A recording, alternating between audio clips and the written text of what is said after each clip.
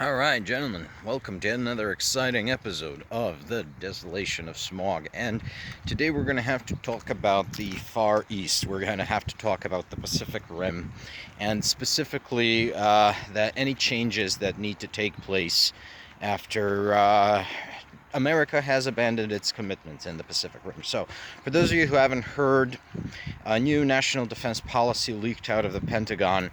It was apparently authored by none other than fucking Elbridge Colby, and it essentially says that the United States military will divest itself of its commitments in the Pacific Rim in order to focus on domestic issues. So the U.S. military, instead of containing China, will be occupying American cities and lobbing missiles into the Caribbean, doing the Coast Guard's job instead of the Coast Guard. Well, I mean, this is like something that I predicted, something that a lot of people predicted, and many people were skeptical when I said that MAGA is a pro-Chinese movement and that a MAGA-occupied U.S. government would not only be soft on China, but would actually start working for China, with the Chinese, and giving the Chinese what they want. I pointed out that essentially MAGA, being an authoritarian, pro-crime, pro-oligarchy, pro-Russian, and pro-Chinese movement, really has no ideological point of conflict with the CCP. There is really no difference of opinion there. They broadly agree about the way in which the world should be run. And as I said, the official ideology of the Trump administration is neo-reaction. The completely batshit insane techno-feudalist ideology developed by Curtis Yarvin and Nick Land and James Donald. And one of these people, Nick Land, he lives in China. He's so ridiculously pro-Chinese, he'll just lie about China endlessly. China is not in good shape. It's a very badly run society, very dirty, filthy, and it also has a very high crime rate. But of course, the CCP disagrees with the reporting of accurate data, and Nick Land, of course, completely and utterly parrots CCP data on this. So does Moldbug, Curtis Yarvin, so does James Donald. And these people, they're all massive China shells. You know, you had Moldbug quote tweeting the opening of a Chinese metro and saying this is what happens when you live in a monarchy. What he neglects to mention is that China is a polluted, filthy shithole where people are served gutter oil that is just grease scooped from sewers, and this is what the Chinese use to prepare food. And this is essentially what MAGA wants for America. This is what the techno-feudalist oligarchs, so, you know, Elon Musk, David Sachs, Peter Thiel, all of these people who are now allied to MAGA want for America, and this is what America is going to be. So is it really any wonder that these two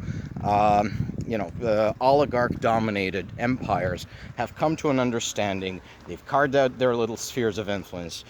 USA is going to, just devote itself to dicking around in the Caribbean, and China is going to do what China wants. So Taiwan is now abandoned. South Korea, Japan, other former U.S. allies in the region are abandoned. The Japanese in particular are outraged because mostly because of the tariffs as well, because they believe they could hammer out a deal with Trump.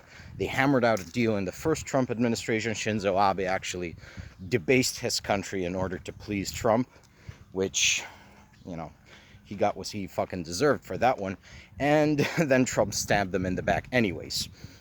So now the Japanese are a little peeved off. Trump has also pissed off the Koreans because the Koreans were investing in America. They were bringing in a Hyundai factory in Georgia, but then a local GOP candidate, because she wanted to win the GOP primary by being the most tough on immigration, she called ICE on the Korean workers who were building the plant and teaching the Americans how to run a Hyundai factory, which is way to go, lady. Now your blighted rural district is going to lose that opportunity for growth. So, just to sum up, the USA has completely turned its back on its Pacific Rim allies. And that's a bad thing, because these countries are now threatened by the rising threat, menace of China, and also Russia. Right, Russia is also there, and you got the North Koreans getting into the mix. And all that being said, a USA that is willing to abandon Japan, Korea, Taiwan, the Philippines, with all of these allies, Vietnam too, which interestingly enough has been drifting ever closer to the American orbit ever since the war. Well, if they're willing to abandon those places, they're also willing to abandon Australia, which is supposed to be their principal ally in the Indo-Pacific region. So yeah, under the MAGA occupation government, yeah, America is just shredding all of its alliances, including the old and deep ones, including the ones with the countries which share its language. It's always going to be. It was always going to be like that. Well, now this presents an opportunity for Europe. This presents an opportunity for Europe to extend a helping hand where the Americans have stabbed the East Asian countries in the back. Now, of course, Europe does not have the kind of power projection capabilities the United States does. Only 2 European countries actually have full expeditionary capacity. Those would be the United Kingdom and France. Everyone else's military is just a national defense thing. However, if Europe pooled its military resources together, then we could absolutely, as a continent, if we had a European army or even just a European alliance structure, which would allow us to sort of share expeditionary capacity, we would be able to stand up some troops in the Pacific Rim. Of course, this is all going to take a lot of time and a lot of effort and a lot of investment, and we will not be able to instantly replace the U.S. presence in the Pacific Rim. But in working with these East Asian countries and with Australia, obviously, because the Australians are going to get betrayed eventually, we could form a sort of European presence in the Far East, where the Americans have drop the ball, and thereby gain quite a lot of clout, influence, and prestige as the containers of China. We also need to trade with these countries in order to maintain our economic edge as a continent. So what could we do right now? Of course, let's build expeditionary capacity. I'm for that. But right now, we can start working together on military technology, even on civilian technology with these countries. Japan and Korea, they have an excellent defense industry sector, which should be linked more closely to the European defense sector. Poland is already ahead of the curve on this one. They're not only buying weapons from South Korea, from the Korean defense industry, but they're also building Korean factories in Poland to manufacture tanks domestically, to essentially steal the mastery of defense production which the Koreans have. Why not take things the other way?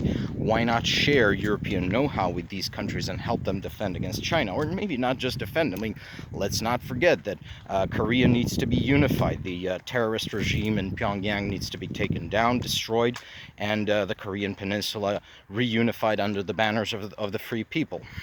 Of the free peoples of the world.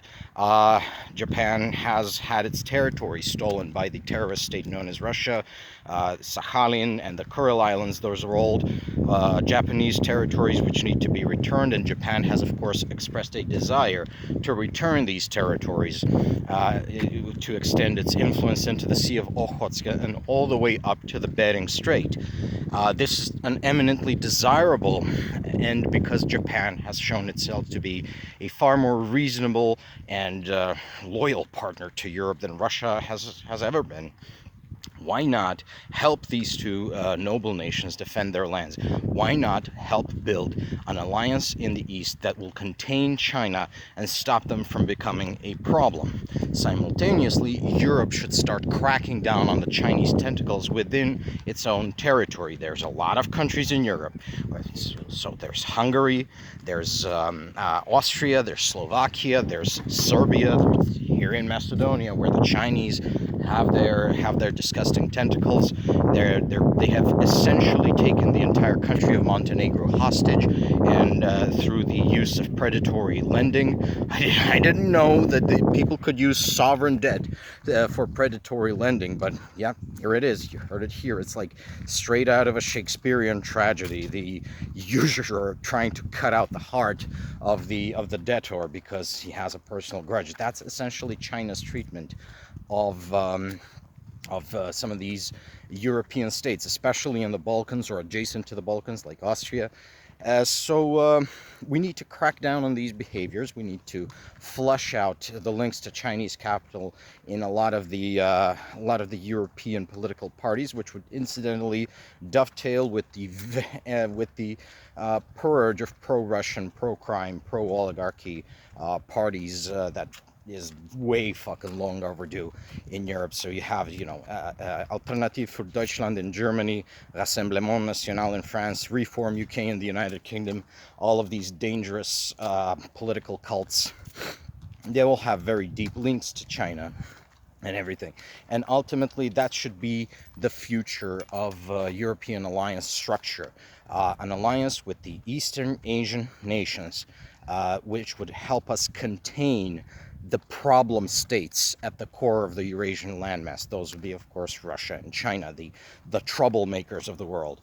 So, and in Macandarian terms, this would be the Rimland uniting to contain the Heartland, the Rimland uniting to stop the barbarian invasions emanating out of the steppe, at least until such a time when the Russian and Chinese states are destroyed, dismembered, and they are replaced with regimes friendly to us. And then we will have peace. Or we will find something else to fight about in the world. Who knows? I mean, that's just how it goes. I guess that's all I have to say. Bye-bye for now. Cheers.